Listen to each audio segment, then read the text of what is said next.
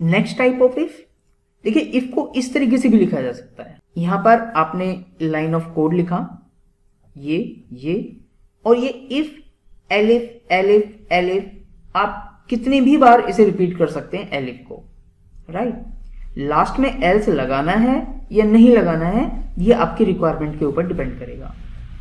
अगर आप एल्स नहीं लगाते हैं तो देखिए ऐसा हो सकता है कि इनमें से एक भी कोड एग्जीक्यूट ना हो, लेकिन अगर आपने एल्स लगाया तो ये श्योर है कि इनमें से अगर कोई एग्जीक्यूट नहीं हुआ तो एल्स वाला पार्ट एग्जीक्यूट हो जाएगा। और अगर कंट्रोल किसी भी इफ या एलिफ ब्लॉक के अंदर गया तो सारे ब्लॉक एग्जीक्यूट नहीं होंगे।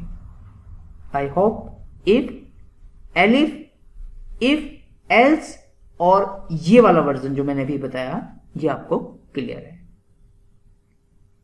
कुछ इंपॉर्टेंट चीजें जो आपको ध्यान रखनी है, जैसे कि जो हमने लिखा इफ एल्स या इफ एलिफ, इनके बाद देखिए ये कॉलन देना जरूरी होता है, ठीक है, ये कॉलन आपने देना है।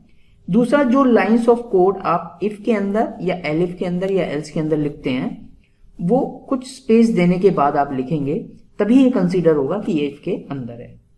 ये जो आप स्पेस देंगे, अगर आपने 4 स्पेस दिया है तो आप हर एक लाइन में 4 स्पेस ही यूज करें। अगर आपने टैब दिया है तो हर एक लाइन के लिए टैब ही यूज करें, राइट। इसके अलावा इस बुलियन एक्सप्रेशन के अंदर आप क्या लिख सकते हैं, एनीथिंग विच इज ट्रू और फॉल्स, यानी किसी भी चीज का रिजल्ट अगर ट्रू या फॉल्स आ सकता है तो आप उसे यहां पर मेंशन कर सकते हैं। इनफैक्ट आप लिख भी सकते हैं यहां पर ट्रू और फॉल्स। जब आप लिखेंगे मैन्युअली तो ट्रू का टी और फॉल्स का एफ कैपिटल होना चाहिए। इसके अलावा पाइथन के अंदर 0 का मतलब होता है फॉल्स और 0 के अलावा कोई भी वैल्यू है इसका मतलब true.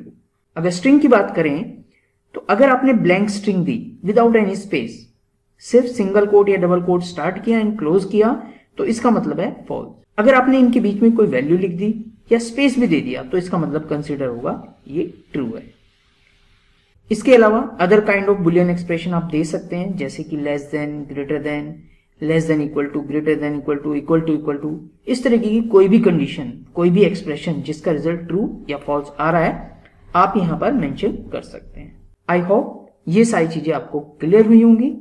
All the best, keep watching.